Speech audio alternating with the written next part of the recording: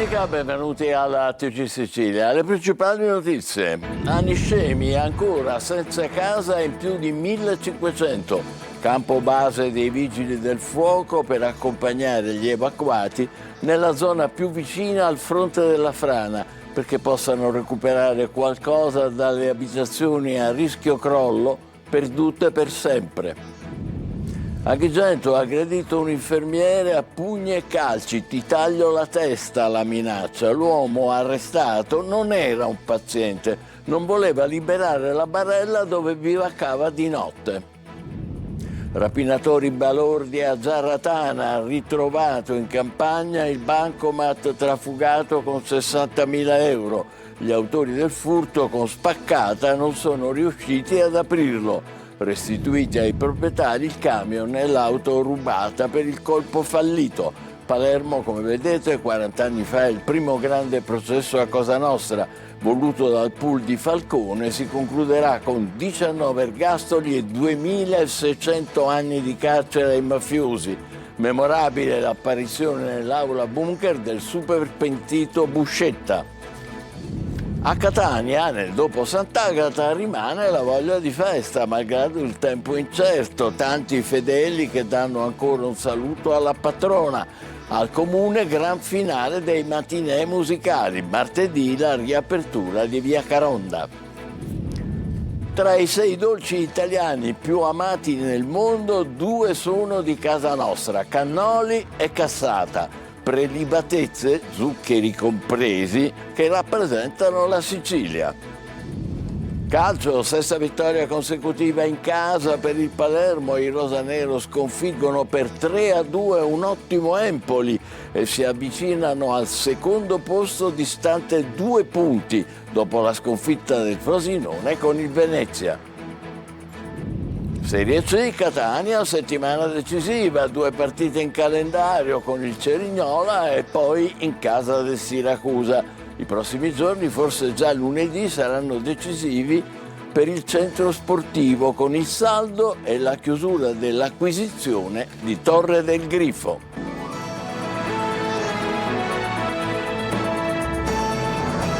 Bentrovati a Niscemi, terza domenica di emergenza, oltre 1500 persone ancora fuori casa, mentre il fronte della frana rallenta. Tra recuperi, verifiche tecniche e riunioni operative, il paese prova lentamente a rialzarsi. Gerry Italia.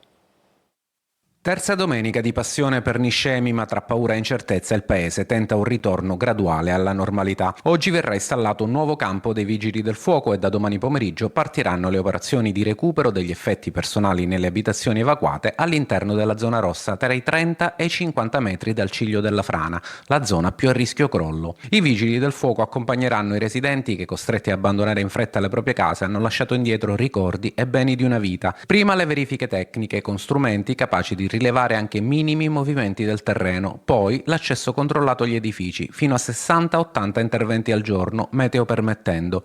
Intanto ogni sera alle 18 in prefettura a Caltanissetta continua a riunirsi il centro di coordinamento soccorsi. Comune, regione, protezione civile e vigili del fuoco fanno il punto su una frana che rallenta ma non si è ancora fermata del tutto. Il fronte supera i 4 km e lo scivolamento del centro storico prosegue lentamente verso valle. Gli sfollati ad oggi sono oltre 1500 nei quartieri più colpiti, Sante Croci, Trappeto e Via del Popolo. Nella zona rossa restano 880 edifici interdetti. L'obiettivo dell'amministrazione è però ridurre il perimetro dell'area off limits non appena il terreno si stabilizzerà, per consentire a parte delle famiglie di rientrare ed evitare lo svuotamento del paese. Intanto Niscemi resiste tra negozi chiusi, disagi e preoccupazione e attende risposte, fondi e tempi certi per uscire dall'emergenza.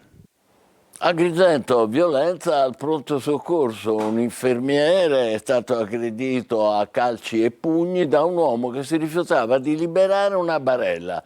Il violento ha anche minacciato di morte l'operatore sanitario. È stato arrestato. Davide Sardo. La violenza irrompe ancora una volta in corsia. Un pronto soccorso trasformato in teatro di follia e paura. Calci, pugni e minacce di morte contro un infermiere. È accaduto ad Agrigento, dentro l'ospedale. Non voleva liberare la barella, una barella occupata senza alcuna ragione sanitaria. Quando l'infermiere di turno gli ha chiesto più volte di scendere perché serviva per un'emergenza, il 34enne ha perso il controllo, è andato in escandescenze e ha aggredito l'operatore sanitario con calci e pugni. Nemmeno l'arrivo della polizia è riuscito a placarlo. Davanti agli agenti ha continuato a urlare, arrivando a minacciare di morte l'infermiere. «Ti taglio la testa!» avrebbe gridato a gran voce. Tutto è successo nella scorsa serata al pronto soccorso dell'ospedale San Giovanni di Dio. L'uomo, agrigentino, disoccupato e senza fissa dimora, sarebbe solito bivaccare da tempo nell'area di emergenza, dormendo sulle barelle. Ma quella sera la barella serviva davvero ed è scoppiato il pandemonio. Il 34enne è stato arrestato dai poliziotti delle volanti della questura per minacce gravi e lesioni personali a operatore sanitario in servizio. A Giarratana, nel Ragusano, ritrovata ancora intatta la cassa bancomat rubata la notte scorsa. 60.000 euro al suo interno. I rapinatori non sono riusciti ad aprirla. Veronica Barbarino. Conteneva oltre 60.000 euro in contanti la cassa bancomat rubata la scorsa notte a Giarratana nel Ragusano. Un bottino importante, ma che alla fine Lupin e i suoi complici non sono riusciti a portare a casa. Le indagini dei carabinieri, infatti, hanno permesso di ritrovare nelle campagne della zona i mezzi rubati usati per mettere a segno il colpo e la cassa bancomat ancora perfettamente integra, probabilmente in attesa di essere recuperata. La Banca Agricola di Sicilia, ricordiamo, era stata presa d'assalto con una ruspa e la cassaforte caricata su un autocarro. Un'operazione rivelatasi più spettacolare che efficace. I mezzi ritrovati sono stati restituiti ai legittimi proprietari dopo i rilievi tecnici, mentre la cassaforte è stata sottoposta a sequestro. Le indagini proseguono al fine di individuare i responsabili dell'ambizioso ma non riuscito colpo. 40 anni fa si apriva a Palermo il maxi processo a Cosa Nostra, un colpo storico al cuore della mafia. Si concluderà con 19 ergastoli e 2.600 anni di carcere. Memorabile l'apparizione nell'aula bunker del super pentito Buscetta, uno straordinario successo per Falcone pagato con la vita. Desirée Ferlito. Non erano tutti in aula quel giorno, mancavano i grandi boss di Cosa Nostra, latitanti, protetti da una Palermo piena di silenzi e complicità. Ma il 10 febbraio del 1986, con l'apertura del maxi processo alla mafia, lo Stato decise comunque di andare fino in fondo. Nell'aula bunker di Palermo sotto accusa per la prima volta l'intero sistema mafioso, nonostante gli assenti, nonostante i silenzi. Dei 476 imputati manca Totò Riina, arrestato 7 anni dopo. Manca Bernardo Provenzano, catturato 20 anni dopo quel processo. Con loro altri 80 nomi di primo piano. È un successo del pool antimafia guidato da Giovanni Falcone e Paolo Borsellino, un colpo senza precedenti al cuore di Cosa Nostra. L'inizio di una battaglia lunga, durissima, che porterà alla sconfitta dell'ala militare solo dopo le stragi del 1992. Una battaglia che però non è mai davvero finita, perché molti imputati di allora, considerati figure minori, sono tornati protagonisti negli anni successivi, come Settimo Mineo, che nel 2018 diventa il capo della cupola palermitana, o Giuseppe Gutta d'Auro, il medico di Brancaccio per anni al vertice della mafia. Altri nomi, come Fratelli Graviano, custodiscono ancora oggi i segreti delle stagioni delle stragi e scontano l'ergastolo. Dal maxi processo nascerà anche la stagione dei collaboratori di giustizia, decisiva per svelare i legami tra mafia, potere e Stato. Quell'aula bunker segnerà una svolta storica, ma ha anche aperto una ferita profonda, un prezzo altissimo, la vita di quelli che ancora oggi sono l'espressione massima della lotta alla mafia, i giudici Falcone e Borsellino. Voltiamo pagina. A Catania, ancora voglia di Agata. La città vive un'atmosfera di festa con tanti fedeli che approfittano della domenica per un saluto alla patrona. Al comune, gran finale dei matinè musicali, martedì la riapertura di Via Caronda. Tonino De Mana. Beautiful Sant'Agata. Dal Giappone a Catania è sempre contagiosa la voglia di far festa per la patrona Sant'Agata. Dopo il bagno di folla di una 3 giorni intensa ed indimenticabile per devozione, folklore e partecipazione, la giornata domenicale è l'occasione per visitare la cattedrale. È forte il richiamo di Sant'Agata, c'è chi è stata in processione ed è tornata. Sono stata per la festa, è stato uno spettacolo, oggi sono ritornata. E chi invece ha approfittato della domenica per vivere ancora l'atmosfera di Sant'Agata. Sono emozionatissima perché sono guarita da una malattia, ecco. Sì. Come ogni anno noi siamo devoti e veniamo qui a onorare la nostra santa patrona. Anche se io sono del paese di Pippo Baudo, in Militello in Val di Catania, abbiamo i nostri patroni, però Sant'Agata rappresenta qualcosa di importante. In molti si fermano ad osservare la carrozza del Senato, l'abbiamo vista uscire il 3 febbraio, altri sono attratti dal Fercolo a Casa Vara. In piazza incontriamo una guida turistica, raccogliamo le sue impressioni. Noi abbiamo visto quest'anno per esempio molti orientali che siano giapponesi o dalla Cina, però moltissimi erano anche dietro il Fercolo di Sant'Agata. Tanti visitatori a Palazzo degli Elefanti, sede del comune, per il gran finale dei matinè musicali.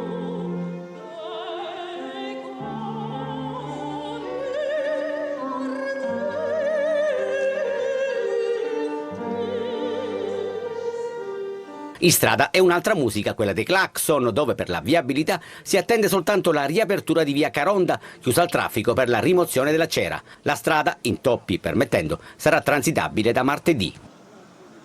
Ancora a Catania, la polizia smaschera le irregolarità di 2 ristoranti del cuore della Movida. Nel primo, in piazza Manganelli, sequestrati 110 basi per pizza indebitamente congelata e oltre a salumi, formaggi privi di tracciabilità.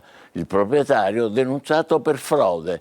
Nel secondo locale, in via Santa Filomena, confiscati 60 kg di alimenti non tracciati e prodotti scaduti, multe per 24.000 euro. Messina, le dimissioni del sindaco Basile spiazzano una parte del centrodestra e fanno partire la corsa alle alleanze in vista delle regionali del prossimo anno. Maglio Viola.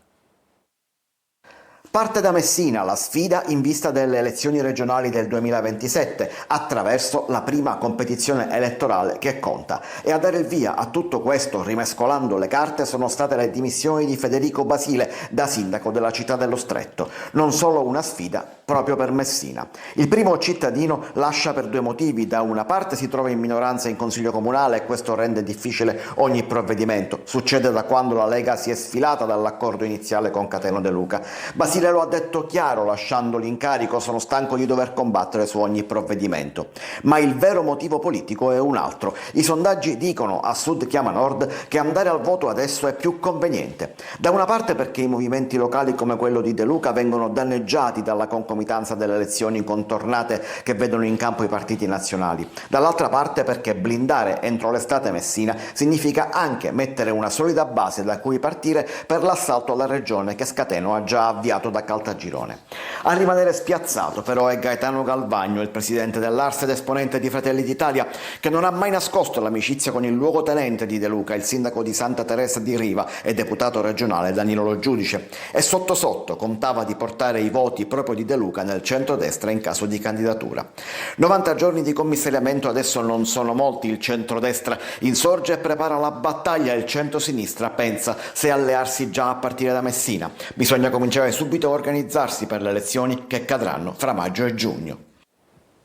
Altre notizie: tra i 6 dolci italiani più amati nel mondo, secondo la recente classifica Michelin, 2 sono siciliani, cannoli e cassata, prelibatezze che rappresentano la Sicilia da gustare, con montagne di zucchero, ma a cui è impossibile resistere. Francesco Aloi. Sono un carico di zuccheri, però ti dimentichi di essere al mondo perché sono una cosa fantastica. Soprattutto la domenica e nei giorni di festa sulla tavola non possono mancare i dolci. Tra quelli italiani più amati nel mondo, sul podio c'è la Sicilia. primo il tiramisù, ma al secondo e terzo posto ci sono i cannoli e la cassata. Io ho molti amici, turisti che sono diventati amici, e la cosa che apprezzano sono la cassata e il cannolo. Ogni domenica nelle nostre tavole sono di diritto, diciamo. Sono proprio questi dolci che più di altri portano in alto il nome della nostra regione. Sole, mare, cultura e si sa, buona cucina. Tra i 6 dolci italiani più amati nel mondo, la Sicilia non poteva non esserci. Essendo dei dolci con abbondante zucchero, la conservazione è molto più lunga, però sono rimasti negli anni sempre dei capisaldi della nostra pasticceria. Naturalmente i medici nutrizionisti ribadiscono dolci sì, ma senza abusarne. È un'antica tradizione araba che è arrivata fino a noi e quindi siamo un popolo antico, per cui queste cose valgono. Ed è impossibile resistere. Sì, purtroppo sì. Tu fai delle cose assurde. Mio zio è morto di là da 2 giorni, noi siamo digiuni, tu ci porti i cannoli che a noi la glicemia ci schioppa a 3.000. T'ho detto potevi portare una cassata. Non ne avevano cassata. Che voglia, eh? Spettacolo adesso. Da Agrigento parte la tournée nazionale di Camicette Bianche, il musical che racconta il dramma delle donne emigrate e dei diritti negati un secolo fa negli Stati Uniti. Una storia del passato che sembra parlare al presente. Davide Sardo. Da Agrigento parte un viaggio nella memoria e nei diritti negati delle donne emigrate. È il Teatro Pirandello ad aprire la tournée nazionale di Camicette Bianche, il musical. La prima tappa è nella città dei templi, poi Palermo, Caltanissetta, Marsala, Napoli, Roma, Ascoli Piceno e Catania.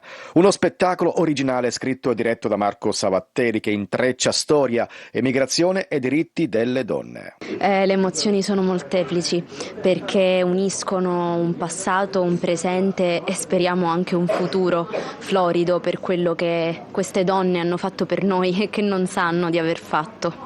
Al centro della narrazione la tragedia di una fabbrica tessile di New York. Il 25 marzo 1911 morirono 147 persone, quasi tutte donne, molte siciliane e italiane. Noi tutti siamo migranti, sia nel tempo sia nello spazio, in qualche modo nelle nostre origini lo siamo, o nel nostro passato, nel nostro futuro, o comunque il fenomeno della migrazione è qualcosa che ci tocca in primissima persona e non possiamo esserne indifferenti.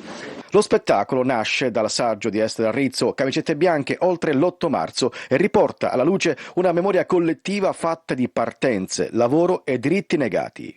È una storia importante perché ancora oggi si deve parlare di emigrazione come un fenomeno e non solo di un problema da gestire e da capire e da assecondare a volte con delle regole sicuramente. Si parla ancora oggi di diritti delle donne, di emancipazione femminile, di sicurezza sul lavoro. Le musiche uniscono tradizione popolare italiana e canzoni della comunità italiana d'America. Un racconto teatrale che trasforma una tragedia del passato in consapevolezza civile. E adesso è il momento della nostra pausa, poi il calcio con il Palermo che vince ed è vicino al secondo posto e il Catania alle prese con una settimana impegnativa. State con noi.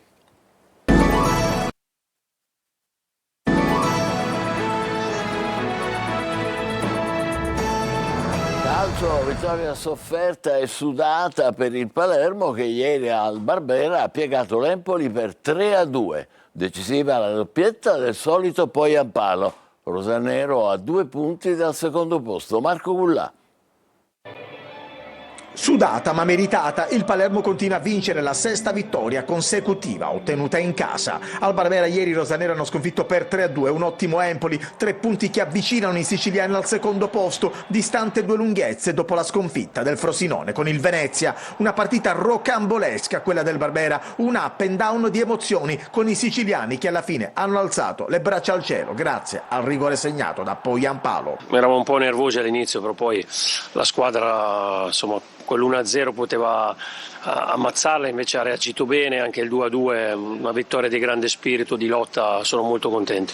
Sono i toscani a sbloccarla dopo pochi minuti, dopo una serie di rimpalli in area di rigore. È Guarino il più lesto a girare verso la porta di Joronen e firmare la rete del vantaggio. Doccia gelata per i 25.000 del Barbera. Il Palermo però non si abbatte, seppur senza brillare trova il pareggio con questo tiro di Gyasi che sbatte sul palo e poi carambola su Fulignati. Autogol dell'ex portiere rosanero, è 1-1. L'Empoli gioca meglio dei siciliani, Joronen però attento sugli attacchi dei toscani. Ripresa, entra Jonsen e la partita cambia proprio da un suo colpo di tacco. Inizia l'azione che porta al 2-1 del solito Poyampalo. Il Barbera è una bolgia. Altro capitolo del match, il Palermo presta il fianco e l'Empoli sbuca dal nulla con Ebuei che batte Joronen per il 2-2. Una partita infinita. La gara va avanti, possibile rigore per il Palermo che l'arbitro non concede. Poi all'84esimo fallo su Bani, questa volta zero dubbi, penalty netto che Poyampalo trasforma con freddezza. È 3-2. 3 punti d'oro per il Palermo che centra il suo 11° risultato utile consecutivo. Scelte definite per alcuni ruoli e ballottaggi, soprattutto in avanti, per il Catania in vista del Cerignola. Primi giorni della settimana decisivi anche per il versamento del saldo e la chiusura dell'acquisizione di Torre del Grifo. Marco Cardi. Un weekend vissuto come una vigilia, mentre le altre, tranne il Trapani, sono scese in campo. La partita di martedì al Massimino con il Cerignola è per il Catania il primo di una serie di impegni ravvicinati, con i rossazzurri chiamati a giocare anche 3 match infrasettimanali, il primo appunto con i pugliesi, il secondo sempre in casa col Trapani, subito dopo l'altra sfida regionale in trasferta a Siracusa. Sono solo le prime 3 partite del Tour de Force con il Trapani, che sarà anche arbitro della sfida al vertice, visto che martedì ospiterà il Benevento al Provinciale e dopo una settimana troverà il Catania al Massimino. Incroci del calendario. Ballottaggi invece in campo per la sfida col Cerignola. Ad esempio nel ruolo di centrale di difesa a destra fra Pieracini e Ierardi. Carnieluti andrà in mezzo, Concelli a sinistra. Rientrerà dal primo Donnarumma sull'esterno di sinistra e a destra tornerà a Casasola dopo la squalifica. Di Noi e Corbari si contendono la maglia centrocampo e poi lì davanti l'Abbondanza, di sicuro sulla 3 quarti, dove scalpita Bruzzaniti con lunette d'ausilio pronti come sempre all'impiego. Nel ruolo di attaccante favorito forte, ma in 7 partite così ravvicinate, anche lì previsto turnover. I prossimi giorni, forse già lunedì, visto che la scadenza è il 10, saranno decisivi per il centro sportivo con il versamento del saldo e la conseguente chiusura dell'acquisizione di Torre del Grifo. Ma per queste operazioni non è necessaria la presenza fisica di Pelligra, che, impegni di lavoro permettendo, dovrebbe essere a Catania nella seconda metà di febbraio con l'obiettivo di assistere a partite interne in programma in quel periodo, come il match col Giuliano di domenica 22 e con meno probabilità, anche se il tentativo sarà fatto, la gara con il Trapani del 18. Spettacolare 2-2 tra Potenza e Siracusa al termine di una gara molto nervosa, decisa da rigore, trasformato al minuto 102 da Contini per un pari che serve a poco, ma consente ai Leoni, dopo 4 KO consecutivi, di non finire all'ultimo posto in classifica. Marco Petrolito. Spettacolare 2-2 tra Potenza e Siracusa al termine di una gara molto nervosa, decisa dal rigore trasformato al minuto 102 da Contini per un pari che serve a poco ma consente ai Leoni, dopo 4 KO consecutivi, di non finire all'ultimo posto in classifica. Siracusa subito intraprendente, al 14esimo conclusione di Frisenna parata da Cucchietti, dal corner palla Zanini che però calcia al lato. Dall'altra parte al 19esimo gran risposta di Farroni sulla conclusione ravvicinata di Schimmenti. Lucani in 10 dal 38esimo per l'espulsione di Selleri, ma nella ripresa, nonostante l'inferiorità numerica, dopo un bel destro al lato di Frisenna, è la squadra di casa a passare. Felippe è bravo ad inserirsi e a finalizzare al minuto 55 un contropiede di Schimmenti. Il gol scuote la squadra di Turati che attacca subito a testa bassa. Al 71esimo Zanini ha sui piedi il possibile pallone dell'1-1 ma manda al lato da buona posizione. Gli azzurri ci credono e trovano il pari all'83esimo grazie ai neoentrati Di Paolo e Arditi, con quest'ultimo che è puntuale a staccare altissimo di testa e a battere Cucchietti. Al 91esimo però per i Leoni arriva quella che appare come una beffa. Maisto approfitta di un errore in uscita di Limonelli, espulso per un diverbio qualche istante più tardi, e mette un pallone in mezzo che propizia l'incredibile quanto sfortunato autogol di Capomaggio. 2-1, ma non è ancora finita. Il Siracusa non molla, al 102esimo pareggia grazie al rigore di Contini.